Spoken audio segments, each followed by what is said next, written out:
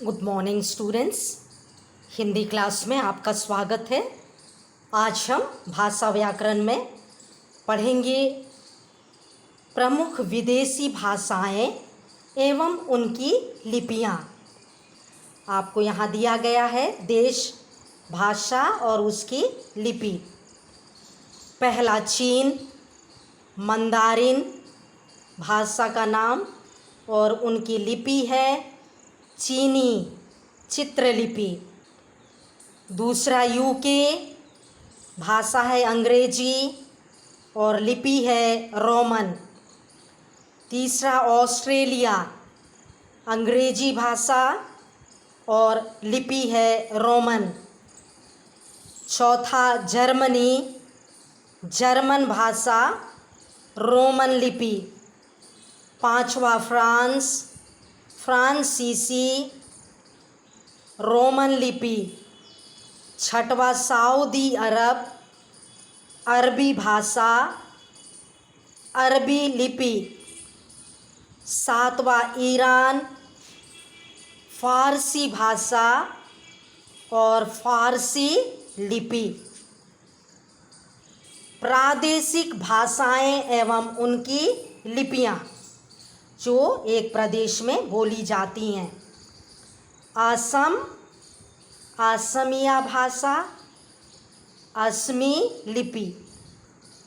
आंध्र प्रदेश, तेलुगु भाषा, तेलुगु लिपि। ओडिशा, उड़िया भाषा, उड़िया लिपि। केरल, मलयालम भाषा, मलयालम लिपि। पंजाब, पंजाबी भाषा, गुरुमुखी लिपि। तमिलनाडु, तमिल भाषा, तमिल लिपि। कर्नाटक, कन्नड़ भाषा, कन्नड़ लिपि। बंगाल, बंगला भाषा, बंगला लिपि। ये है हर अलग अलग राज्यों में अलग अलग भाषा और उनकी लिपियों की जानकारी।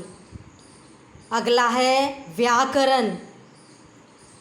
व्याकरण वह शास्त्र है जो भाषा को शुद्ध रूप से बोलने, लिखने, पढ़ने और समझने के नियम तय करता है।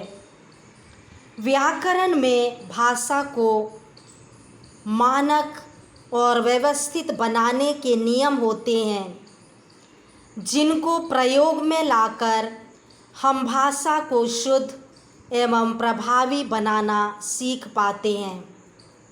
तो व्याकरण वह शास्त्र है जिसमें हम भाषा को शुद्ध बोलने, लिखने और पढ़ने का नियम सीखते हैं। व्याकरण में भाषा को मानक और व्यवस्थित बनाने के क्या होते हैं? नियम होते हैं। जैसे सोहन ने गृह कार्य पूर्ण अपना किया, अशुद्ध रूप। सोहन ने अपना गृह कार्य पूर्ण किया, शुद्ध रूप। गीता स्कूल जा रहा है, अशुद्ध। सीता स्कूल जा रही है, शुद्ध रूप। इस प्रकार व्याकरण के नियमों की जानकारी के द्वारा ही उपर्युक्त कथनों के शुद्ध व अशुद्ध होने का पता चलता है। तो आप देख रहे हैं कि व्याकरण नियमों की जानकारी के द्वारा हमें पता चलता है कि कौन सा वाक्य शुद्ध है या अशुद्ध है। व्याकरण वह शास्त्र है जिसके द्वारा हम किसी भाषा को शुद्ध तथा व्यवस्थित रूप से लिखना व बोलना सीखते हैं। तो व्याकरण की परिभाषा आप देख रहे हैं, वह शास्त्र है जिसके द्वारा हम किसी भाषा को शुद्ध तथा व्यवस्थित रूप से लिखना और बोलना सीखते हैं।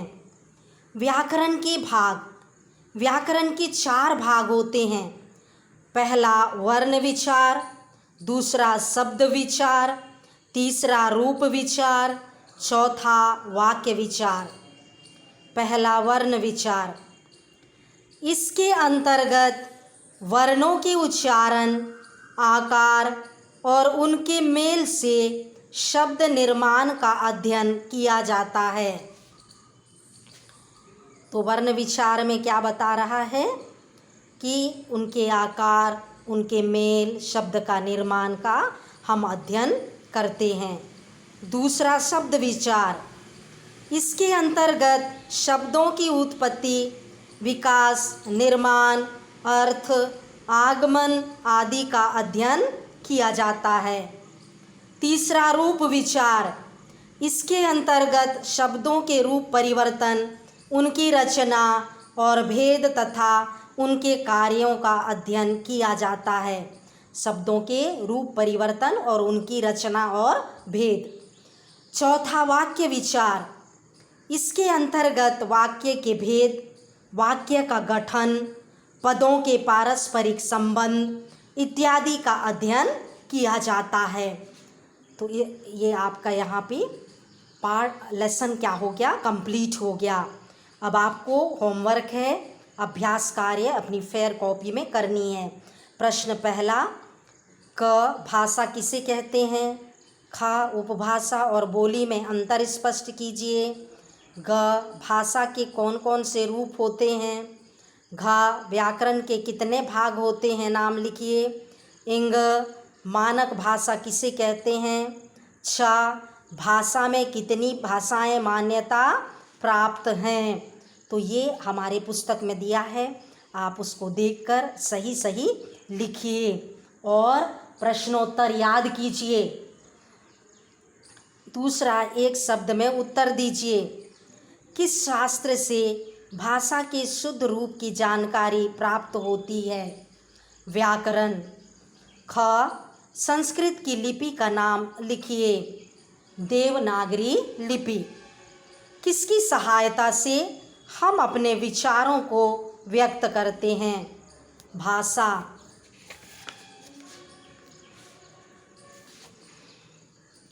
हिंदी दिवस कब मनाया जाता है? 14 सितंबर। हिंदी की लिपि का नाम लिखिए। देवनागरी लिपि। रिक्त स्थानों की पूर्ति कीजिए। क कहानी सुनाना खालिस्तान भाषा का उदाहरण है। मौखिक। ख क्षेत्र विशेष में प्रयोग की जाने वाली भाषा का रूप ही बोली कहलाता है। ग पंजाबी भाषा की लिपि खालिस्तान है, गुरुमुखी।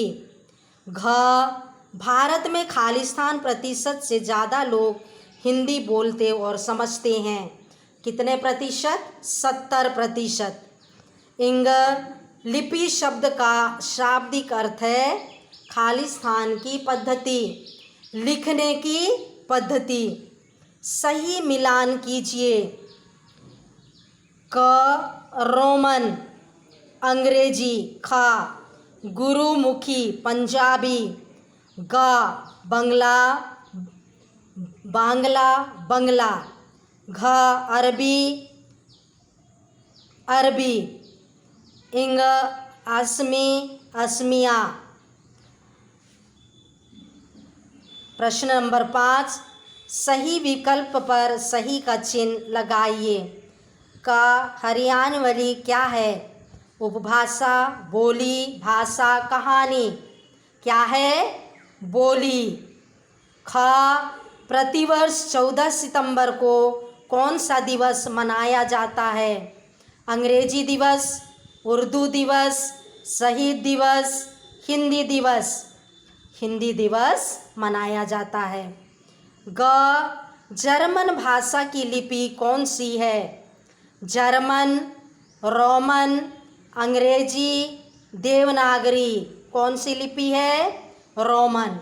ओके स्टूडेंट्स, यहाँ पे आपके प्रश्नोत्तर भी कंप्लीट हो गए हैं।